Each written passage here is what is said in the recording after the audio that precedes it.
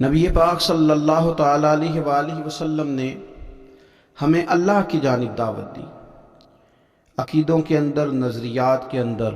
افکار کے اندر، سوچوں کے اندر جو کمزوریاں ہیں ان سب کو نبی پاک صلی اللہ تعالیٰ علیہ وسلم نے دور فرمایا۔ ہمیں رسول کائنات صلی اللہ تعالیٰ علیہ وسلم نے فکری طور پر، ذہنی طور پر، قلبی طور پر مضبوط کیا۔ انسان جب تک اللہ اور اس کے رسول صلی اللہ تعالیٰ علیہ وسلم سے ذہنی طور پر اور روحانی اور قلبی طور پر وابستہ نہیں ہوتا اتنی دیر تک وہ کمزور رہتا ہے، اور جب وہ رب رسول سے وابستہ ہو جاتا ہے اس کا عقیدہ اللہ اور اس کے رسول صلی اللہ علیہ وسلم کی ذات پر مضبوط ہو جاتا ہے، پھر وہ ذہنی طور پر، فکری طور پر مضبوط ہو جاتا ہے۔ نبی پاک صلی اللہ تعالیٰ علیہ وسلم کی تشریف آوری سے پہلے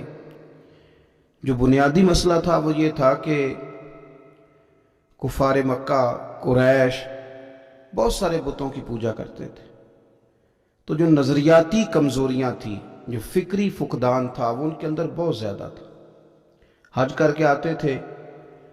تو اوہام پرستی کا شکار تھے، حج کر کے آئے ہیں تو دروازے سے داخل نہیں ہوں گے، اوپر سے کود کر کے آئیں گے،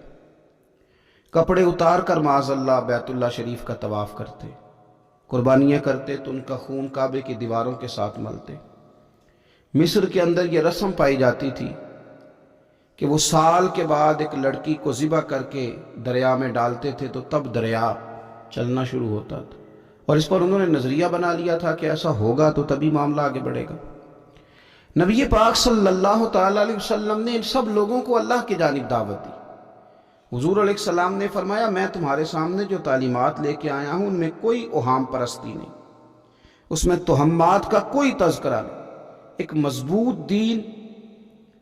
اللہ تبارک و تعالیٰ کی ذات پر بھروسہ، اللہ تبارک و تعالیٰ کی رحمت سے امید، ان سب چیزوں کو رسول پاک صلی اللہ تعالیٰ علیہ وسلم نے لوگوں کے ذہنوں تک اتارا۔ جب تک انسان کا بھروسہ عام انسانوں سے وابستہ رہتا ہے، دنیا داروں سے وابستہ رہتا ہے، پیسوں سے وابستہ رہتا ہے، دنیاوی معاملات کے ساتھ وابستہ رہتا ہے تو وہ کمزور ہوتا جاتا ہے دن بدن۔ اور رسول پاک صلی اللہ علیہ وسلم داعی الی اللہ ہیں تو حضور نے ہمیں یہ سوچے دی ہیں کہ تم نہ اپنے آپ کو اللہ رسول سے وابستہ کرو، پھر یہ جو کمزوری ہے نا، کمزوری یہ تمہارے دل سے نکل جائے گی۔ ہم دیکھتے ہیں کہ آج بہت سارے لوگ ایسے ہیں جو مایوسی کی گفتگو کرتے ہیں، اگر غریب ہو گئے ہیں تو تب بھی ان کے جملوں میں معاذ اللہ مایوسی ہے، کہیں بیمار ہو گئے ہیں تو پھر بھی وہ گھبرائے سے ہیں، وہم کا شکار ہیں، اگر کسی جگہ کوئی آزمائش ان پر آ گئی تو بھی مختلف توہمات کا وہ شکار ہو جاتے ہیں۔ اگر توجہ اللہ رسول کی جانب ہو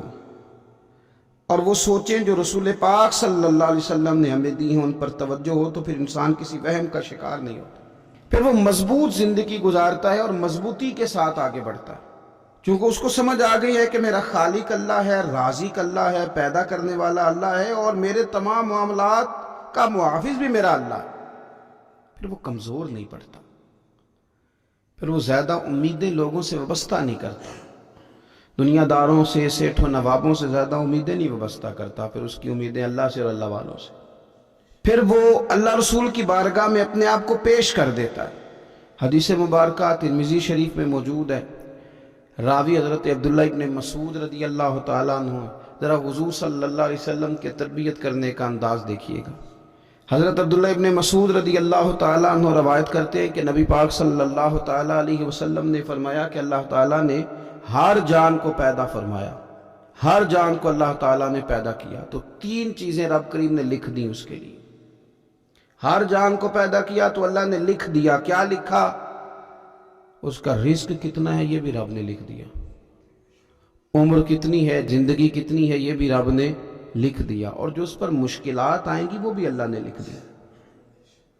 اس کی حکمت کے تقاضوں کے تحت جو مشکلات آئیں گی انسان کی گناہوں کی معافی کا سبب بنے گی، نیک ہے تو درجات کی بلندی کا سبب بنے گی، تو جو مشکلات اس کی طرف آئیں گی، جو مصیبتیں، بیماریاں، تنگیاں، وہ سب اللہ تبارک و تعالیٰ کی حکمت کے تقاضوں کے تحت آئیں۔ اب انسان یہاں گھبرایا رہے، مایوس ہو جائے۔ ایک بات اب ذرا یہاں صوفیاء کہتے ہیں وہ بھی سمجھنے والی ہے، وہ کہتے ہیں کہ اصل بات یہ ہے کہ جس رب کی طرف سے تو کرم قبول کرتا ہے نا، اس کی طرف سے آزمائش بھی قبول کر۔ وہ کریم جو تیرے اوپر رحمت کے دروازے کھولتا ہے، کبھی اپنی حکمت کے تقاضوں کے تحت تجھے کسی مشکل میں ڈالے تو اسے بھی تھوڑا سا قبول کر۔ ایسا نہ ہو کہ میٹھا ہے تو فٹافٹ تو قریب کرے، اور اگر تھوڑا سا تجھے کوئی ترش رویے سے، ترش جگہ سے گزرنا پڑے تو پھر تو گھبرا جائے۔ تو اپنے مالک کے سپرد جب اپنے آپ کو کر دے گا، پھر تیری طبیعت سکون میں آ جائے گی، تیرا قلب ٹھنڈک میں آ جائے گا۔ محمود غزنوی رحمت اللہ علیہ مالٹا کھا رہے تھے، ایک ٹکڑا اس کا، ایک خاش اس کی اپنے ہاتھ سے نکال کر کے ایاز کو کھانے کے لیے دی، ایاز فٹافٹ کھا گیا۔ بعد میں ایک ٹکڑا محمود نے اپنے منہ میں ڈالا تو بڑا کڑوا محسوس ہوا مالٹا، تو اس نے اس کو تھوک دیا اور ایاز کی طرف دیکھ کے کہنے لگا بہت ترش تھا، بہت کڑوا تھا، کس طرح تم کھا گئے؟ اللہ اکبر۔ تو ایاز نے جو بات کی وہ ہمیں سمجھاتی ہے کہ بندے کا رشتہ کس طرح کا ہونا چاہیے۔ ایاز کہنے لگا کہ ساری زندگی تیرے ہاتھوں سے میٹھے کھائے،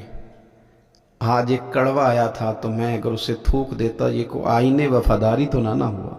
انسان کو اللہ کی طرف سے نعمتیں آتی جائیں، رحمتیں آتی جائیں، تندرستیاں آتی جائیں، لیکن کسی جگہ ذرا کمزوری دیکھنی پڑے تو انسان اس جگہ ٹھہر جائے، اس جگہ وہ گھبرا جائے، وہم کا شکار ہو جائے، پتہ نہیں کیا ہو جائے گا، ان چکروں میں پڑ جائے، تو یہ بات درست نہیں ہے۔ اب یہ کہ ہم کیا کرتے ہیں، ہم نے اپنی ساری توجہات کا مرکز دنیا والوں کو بنا لیا، دنیا والوں کو کیسے راضی کرنا ہے، ان کو کیسے سیٹ رکھنا ہے، لوگوں کے ساتھ اپنے تعلقات کو کس طرح کر کے مضبوط کرنا ہے، بس اسی میں ہمارے صبح و شام گزر جاتے ہیں۔ 3-4 جگہوں پہ دعوت مل گئی ایک دن میں، ایک جگہ ولیمے پہ جانا تھا وہاں خود چلے گئے،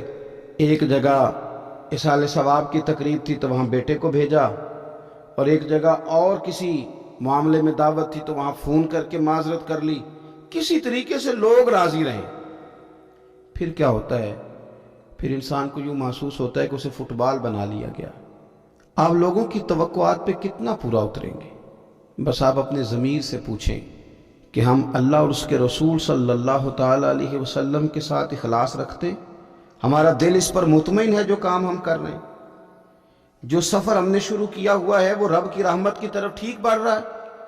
باقی یہ کہ لوگوں کو راضی کرنے کی کوشش میں رہنا اور لوگوں پر توجہ رکھنا اور لوگوں کے معاملات ہر وقت دیکھتے رہنا، یہ چیز انسان کو کمزور بھی کر دیتی ہے اور بعض اوقات اسے لوگوں کے سامنے رسوا بھی کر دیتی۔ حضرت سیدنا عبداللہ ابن عباس رضی اللہ تعالیٰ عنہ موجود تھے تو رسول پاک صلی اللہ تعالیٰ علیہ وسلم نے انہیں نصیحت فرمائی۔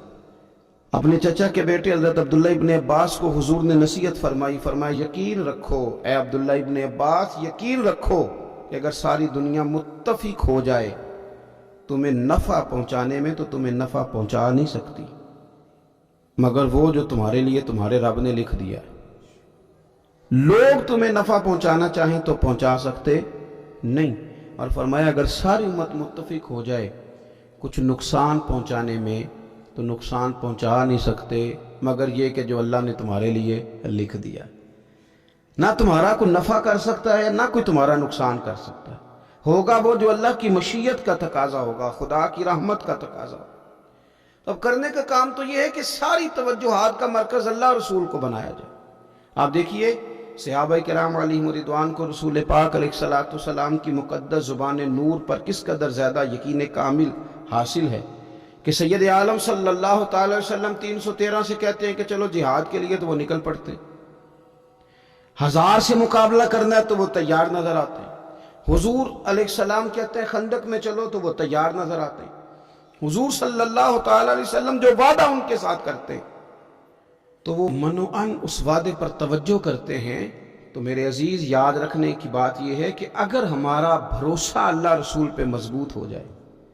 وہ وعدے جو ہمارے ساتھ ہمارے نبی پاک صلی اللہ علیہ وسلم نے فرمائے ہیں کہ سچ بولو گے تو نجات پا جاؤ گے، وہ جو نبی پاک صلی اللہ علیہ وسلم نے ہمیں فرمایا کہ 2 چیزوں کی تم مجھے ضمانت دو میں تمہیں جنت کی ضمانت دیتا ہوں، یا رسول اللہ کون سی؟ فرمایا کہ 2 جبڑوں کے درمیان جو تمہاری زبان ہے اس کی مجھے ضمانت دے دو، اور ایک تمہاری 2 ٹانگوں کے بیچ جو شرمگاہ ہے تو مجھے اس کی ضمانت دے دو، میں تمہیں جنت کی ضمانت دے دیتا ہوں۔ تو وہ ساری چیزیں جو رسول کریم صلی اللہ تعالیٰ علیہ وسلم نے ہمارے لیے رکھی ہیں، ہمیں ان چیزوں پر توجہ کرنی، ہمیں غور کرنا ہے کہ یہ وعدے جو اللہ رسول نے ہمارے ساتھ کیے ہیں یہ سب سے زیادہ مضبوط ہیں۔ اسی طریقے سے اگر رحمت خداوندی کی طرف انسان کا خیال جائے، اللہ کے کرم کی جانب اس کی توجہ جائے، میرے رسول پاک صلی اللہ تعالیٰ علیہ وسلم نے ارشاد فرمایا، آپ یقین کریں جن لوگوں کی توجہ اس طرف ہو جاتی ہے کہ اللہ تبارک و تعالیٰ بڑا کریم ہے، اللہ بڑا مہربان ہے، اللہ بڑا کرم کرنے والا ہے، تو پھر خدا بھی ان پر بڑی ہی رحمت فرماتا ہے، پھر اللہ تعالیٰ بھی ان کے لیے بڑی ہی آسانیاں کرتا ہے۔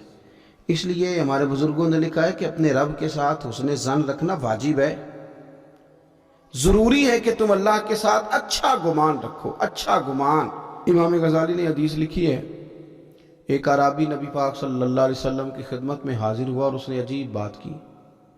عرض کی یا رسول اللہ صلی اللہ علیہ وسلم قیامت کے دن حساب کون لے گا؟ تو حضور نے فرمایا حساب تو میرا رب کریم لے گا۔ تو وہ شخص مسکرایا، حضور نے فرمایا کیوں مسکراتے ہو؟ عرض کی یا رسول اللہ جب کریم غالب آتا ہے تو وہ کرم ہی کرتا ہے، وہ کرم ہی کرے گا، وہ فضل ہی فرمائے گا۔ تو نبی پاک صلی اللہ تعالیٰ علیہ وسلم نے کیا فرمایا؟ فرمایا بھی یہ عربی بڑا فقیہ ہے، بڑا دانشمند ہے، یہ سادہ بندہ بڑی اعلیٰ بات کر گیا، فقیہ ہے، دانشمند ہے، اس لیے کہ اس کی امید اللہ تبارک و تعالیٰ کی رحمت کے ساتھ لگی ہوئی ہے۔ مسند امام احمد بن حنبل میں حدیث ہے، نبی پاک صلی اللہ علیہ وسلم فرماتے ہیں، رب فرماتے ہیں کہ اگر میرا بندہ زمین بھر گناہ لے کے میری بارگاہ میں آئے، بھر دی اس نے زمین گناہ کر کر کے، لیکن وہ آئے اور استغفار کرے اور اس امید پر استغفار کرے کہ رب مجھے معاف کر دے گا، سچے دل سے توبہ کرے، تو حضور فرماتے ہیں رب اس بندے کو معاف فرما دیتا ہے، اگر اس کی امیدیں اپنے رب کے ساتھ مضبوط ہوں۔ ہم نے یوں کیا ہے کہ کمزوری دکھانی شروع کر دی ہے، کمزوری، اور پھر کچھ معاشرے میں لوگ بھی ہیں، یہ کچھ جادو کا بتانے والے لوگ آ گئے ہیں جو ہر شخص کو کہتے ہیں کہ تجھے تو جادو ہو گیا ہے، جو ہر شخص کو یہ بات بتاتے ہیں کہ تیرے اوپر تو آسیب کا اثر ہے۔ ان لوگوں نے بھی لوگوں کو کمزور کر دیا۔ کچھ ایسے لوگ ہیں جو معاشرے کے اندر یہ کہتے پھرتے ہیں بھائی سب دنیا کا چکر ہے، سب دولت کا معاملہ ہے، جس کی لاٹھی اس کی بھینس، یہاں کچھ بھی نہیں ہو سکتا۔ انہوں نے بھی لوگوں کو کمزور کر دیا ہے۔ اپنے عقیدوں کو مضبوط رکھے، اللہ رسول صلی اللہ علیہ وسلم کے ساتھ اپنے بھروسے کو مضبوط کرے۔ دیکھیں حضور ہماری تربیت کرتے ہیں، فرمایا اگر تم رب پہ بھروسہ کرو گے نا اور رب تعالیٰ پہ بھروسہ کر کے نکلو گے تو اللہ تمہیں اسی طرح رزق عطا فرمائے گا جس طرح رب پرندوں کو رزق عطا فرماتا ہے۔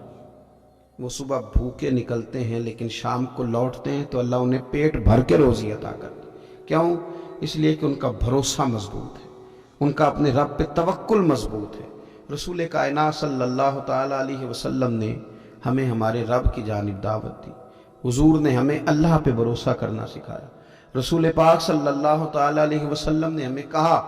کہ دنیا میں مسافروں کی طرح وقت گزار کے آ جانا، جنت میں رب نے تمہارے لیے وہ نعمتیں تیار کی ہیں، نہ کسی آنکھ نے دیکھی، نہ کسی کان نے سنی، نہ تمہارے دل پر خیال ہی گزرا ہوگا کہ اللہ یہ شان عطا فرمائے گا۔ اب ان لوگوں کا بھروسہ ہو گیا تھا صحابہ کا، حضور کے غلاموں کا، تو انہوں نے پھر کوئی جائیدادیں نہیں بنائی،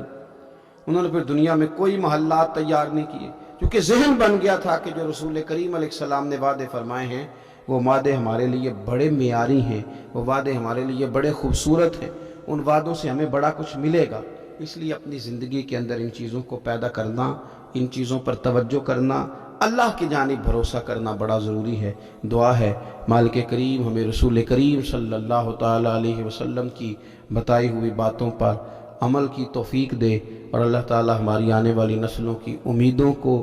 اپنی بارگاہ پر مضبوط کرے، یقین کامل کی دولت عطا کرے، توکل کی نعمت عطا فرمائے۔ آخر دعوایا ان الحمدللہ رب العالمین۔